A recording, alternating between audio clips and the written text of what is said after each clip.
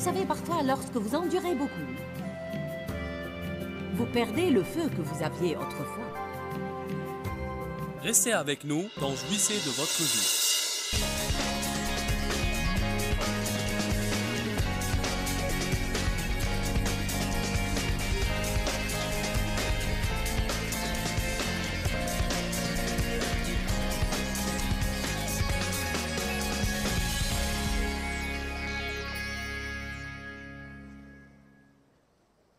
Étudions quelques prières audacieuses que quelques personnes ont priées. Allez à Genèse 18.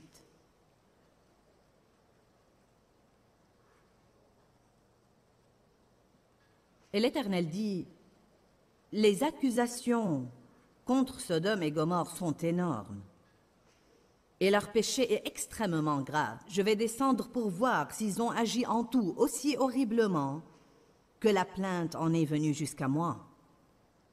Et alors, je le saurai. » Et les deux hommes s'éloignèrent et allèrent vers Sodome, mais Abraham se tint encore en présence de l'Éternel. Je suis contente qu'il y ait toujours quelqu'un qui se tienne en présence du Seigneur, même quand les autres s'en vont. Et Abraham s'approcha et dit, « Feras-tu périr le juste, celui qui est droit et en bon terme avec Dieu, avec le coupable?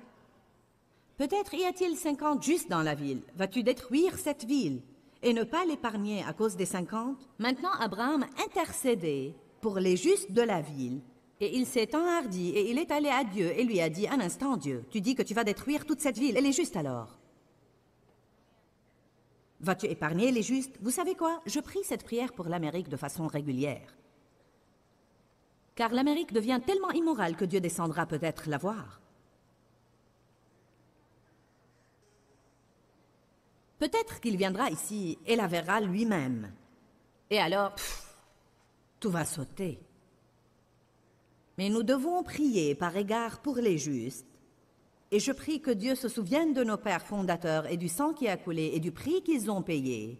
Et Dieu ne détruit pas l'Amérique par égard pour les justes, mais que les justes se lèvent et lui rendent son rôle légitime comme étant la lumière brillante qu'elle est censée être, et qu'il y ait un revirement pour que tu la vois faire ce que tu voulais qu'elle fasse depuis le début.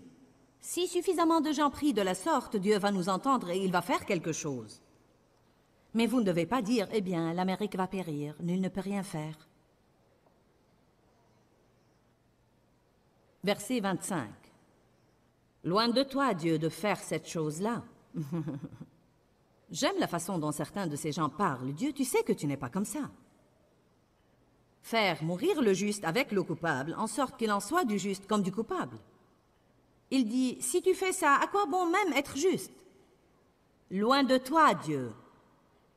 Le juge de toute la terre n'exercera-t-il pas la justice et la vertu? » Cela me rappelle Moïse quand Dieu allait anéantir les Israélites. Moïse s'était vraiment enhardi devant Dieu et lui a dit, « Dieu, si tu les anéantis, cela va nuire à ta réputation, car les gens vont dire que tu n'as pas pu t'occuper d'eux dans le désert et que tu les as fait sortir, mais tu n'as pas pu les faire entrer dans la terre promise. » Quelle approche intrépide! Tu ne dois pas faire ça. Il n'est pas bon pour ta réputation, Dieu, de le faire, et nous voulons que tu aies une bonne réputation.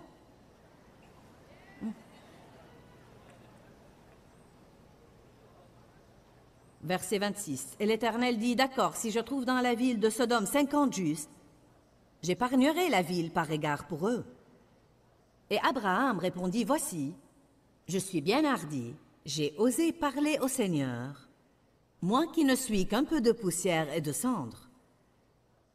Peut-être des 50 justes en manquera-t-il 5.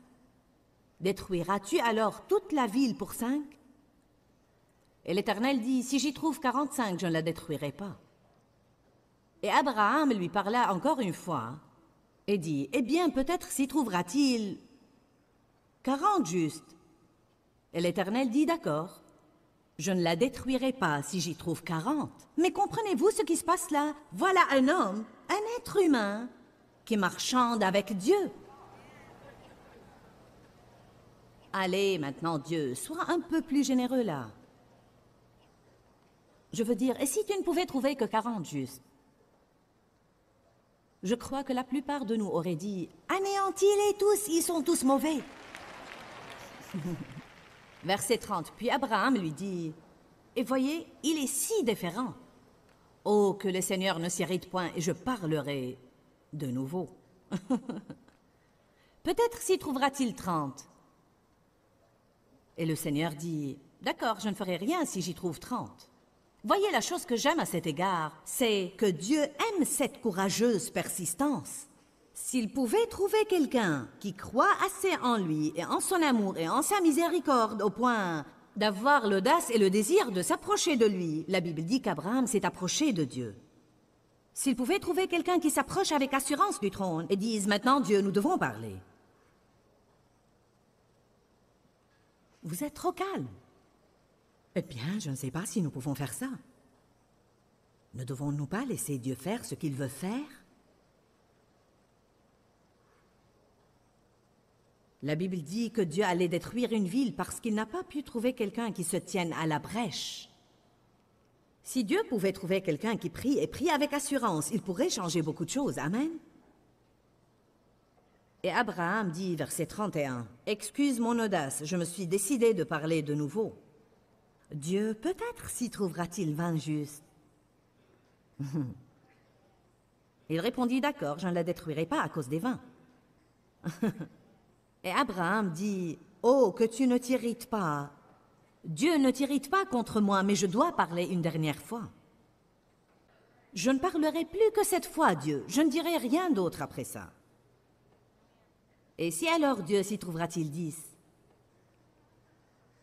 Le Seigneur dit, « Je ne la détruirai pas, par égard pour ces 10. » Nous avons fait tout le chemin de « je vais détruire et anéantir toute la ville », et parce qu'un homme a intercédé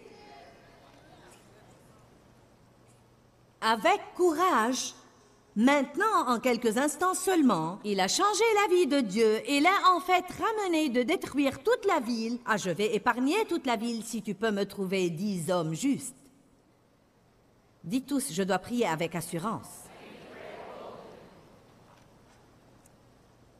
Une autre prière intrépide était dans Genèse 32, lorsque Jacob luttait avec l'ange du Seigneur, et l'ange lui dit, « Laisse-moi tranquille. » Et il dit, « Je ne te laisserai point que tu ne m'aies béni. » Jacob était un escroc, un intrigant, un voleur et un trompeur. En d'autres termes, il avait un passé qui en disait long et qui n'était pas tellement honorable. Mais il aimait Dieu, et il en était au point d'être prêt à faire face à son passé, à régler les choses et à avancer. Il avait l'audace, il avait le courage, il avait le toupet, et il avait l'aplomb de dire à l'ange du Seigneur, « Je ne vais pas te lâcher. Laisse-moi tranquille, je ne vais pas te laisser tranquille. Lâche-moi, non, je ne vais pas te lâcher que tu ne m'aies béni. » Bien, d'accord.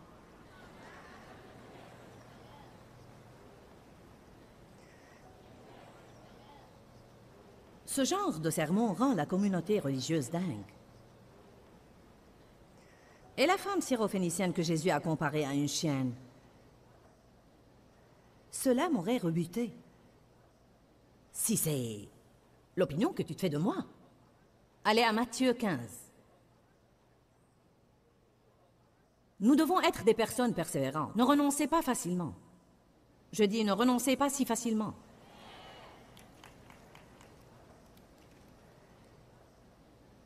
Matthieu 15, verset 27.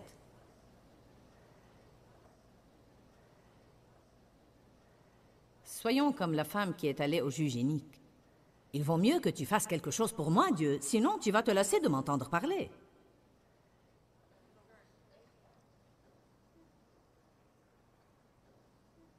Nous devons commencer au verset 22. « Et voici une femme cananéenne de ces contrées vint à lui, et avec un cri fort, douloureux et pressant le supplia. « Aie pitié de moi, ô Seigneur, fils de David!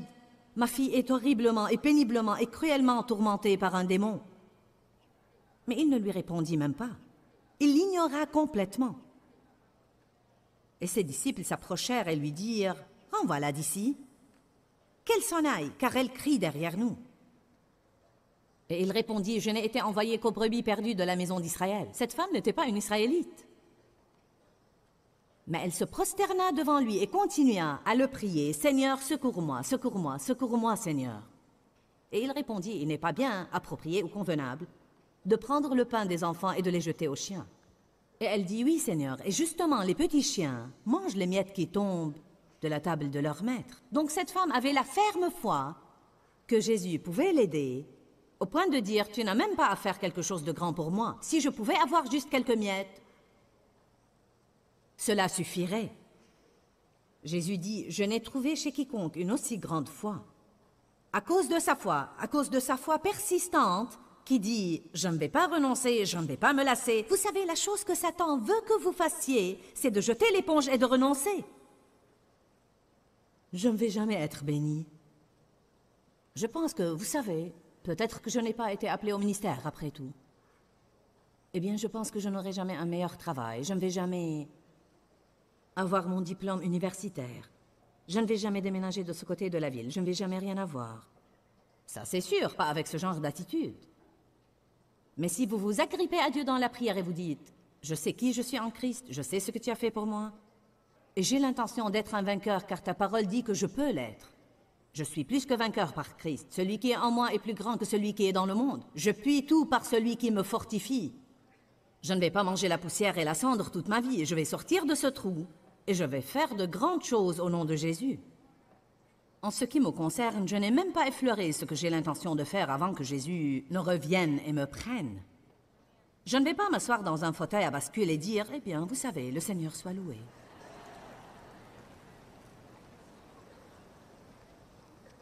Comprenez-vous ceci? Vous avez l'air plutôt... Et le fameux aveugle Bartimée, alors? Rien qu'un sacré mendiant aveugle. « Jésus! Fils de David, aie pitié de moi! » Tais-toi. Laisse-le tranquille. Tu fais du grabuge ici. Tu fais une scène. Calme-toi. J'aime beaucoup ça, il dit, mais il criait beaucoup plus fort. Ne laissez pas les pharisiens religieux vous faire taire. Luc 11. Combien de vous peuvent sentir maintenant le courage leur monter dans le cœur? Houhou, écarte-toi de mon chemin, diable. N'as-tu pas l'impression, Jackie, que tes batteries se rechargent?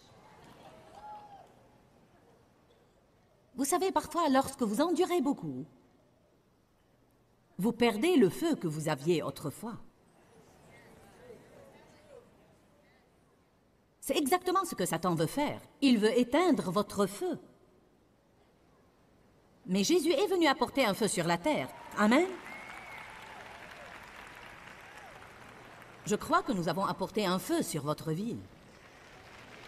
J'ai l'impression que quand je prêche, des étincelles voltigent un peu partout. Vous aviez besoin que quelqu'un vienne attiser votre feu. Amen. Timothée en souffrait. Vous savez, il avait ce sentiment de peur. Les chrétiens étaient tellement persécutés et tout le monde poursuivait Paul. Et il était l'un des fils spirituels de Paul. Et Timothée était jeune et manquait d'expérience.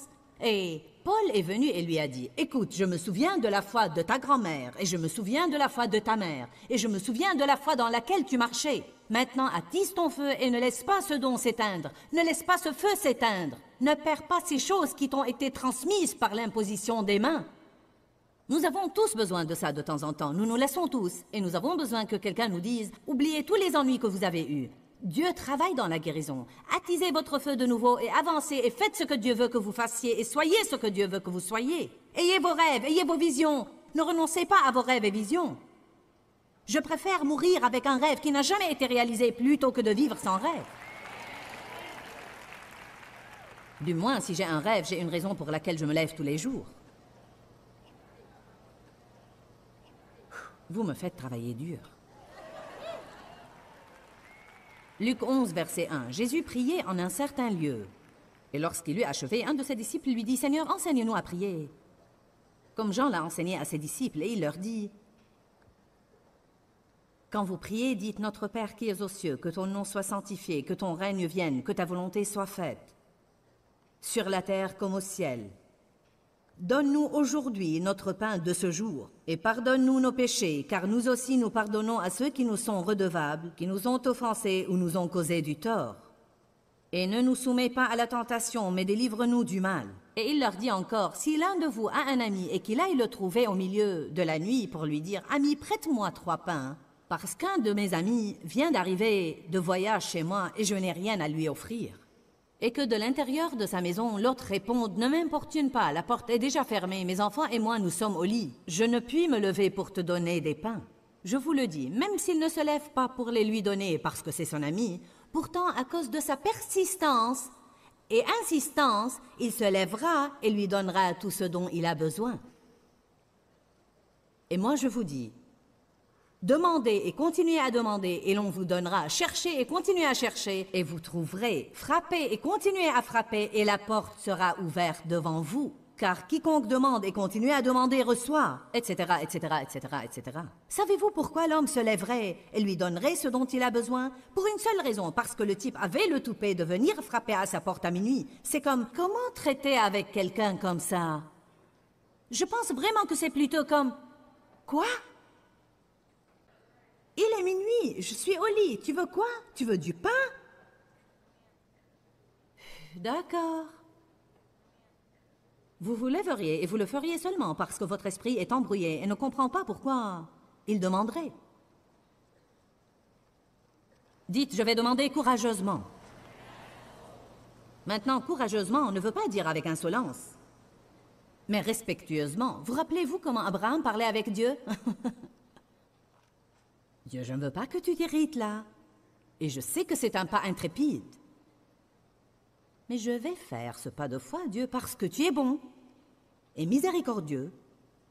Et je sais que tu m'entends.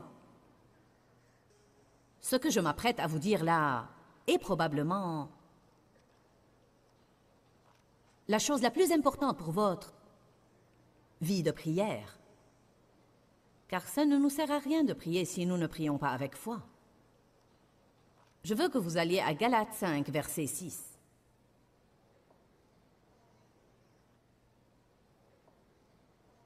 Nous sommes sur le point de découvrir le sujet que j'aimerais prêcher au monde entier.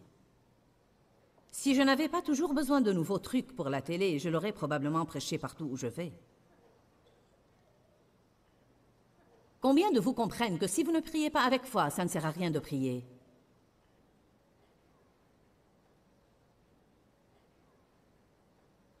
Mais Galates 5, verset 6 dit qu'il y a une autre chose qui doit agir avec notre foi. Car si nous sommes en Jésus-Christ, ni la circoncision, ni l'incirconcision n'a de valeur, mais uniquement la foi qui est activée et stimulée et exprimée et agissante par l'amour. Donc la foi seule ne suffit pas. Elle doit être une foi manifestée par un homme ou une femme de Dieu qui marche selon l'amour. Maintenant, c'est probablement un des plus grands problèmes que nous avons à l'Église aujourd'hui. Le fait que les gens ne se consacrent pas à une profonde marche dans l'amour. Ils cherchent la prospérité, ils cherchent la guérison, ils cherchent le succès, ils cherchent le ministère. Mais ils ne cherchent vraiment pas et ils ne se consacrent pas.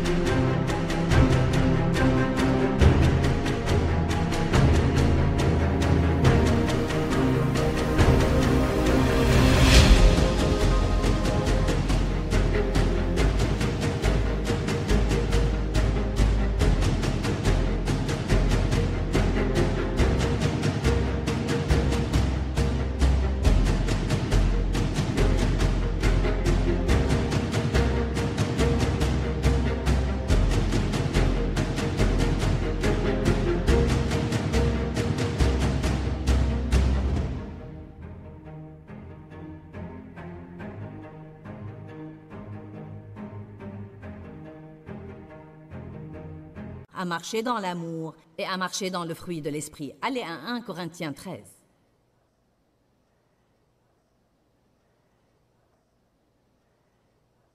Jésus dit, je vous donne un commandement nouveau. Aimez-vous les uns les autres comme je vous ai aimés. Toute la loi et tous les prophètes se résument en cette seule chose. En d'autres termes, Jésus a pris le tout et il l'a simplifié et a dit, d'accord, vous avez toutes ces choses qu'on vous a appris à faire. Maintenant, voilà ce que je vais vous dire. Concentrez-vous à marcher dans l'amour. Combien de vous prient pour leur marche dans l'amour? D'accord, c'est peut-être un quart de vous. Que font les autres 3/4? Combien de vous prient pour le fruit de l'esprit? Voulez-vous vraiment marcher dans le fruit de l'esprit? D'accord, c'est peut-être la moitié de vous. Je prie pour ma marche dans l'amour et dans le fruit de l'esprit tout le temps. Tout le temps. J'ai étudié la marche dans l'amour pendant des années et des années, car j'en étais finalement arrivé à comprendre que mon ministère n'allait avoir aucune puissance si je ne marchais pas dans l'amour. La façon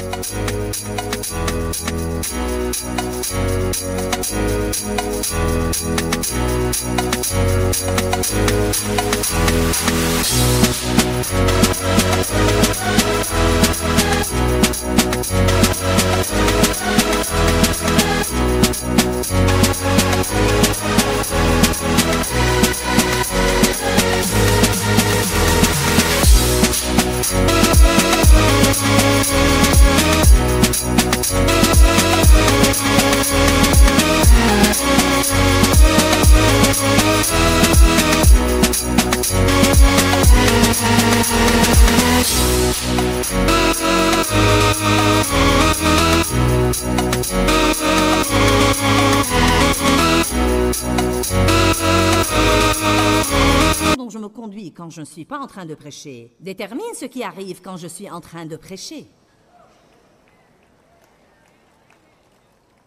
Ce n'est pas un spectacle que je viens monter ici. Je n'ai rien sauf l'onction de Dieu. Je ne suis pas sophistiqué. Je ne chante pas.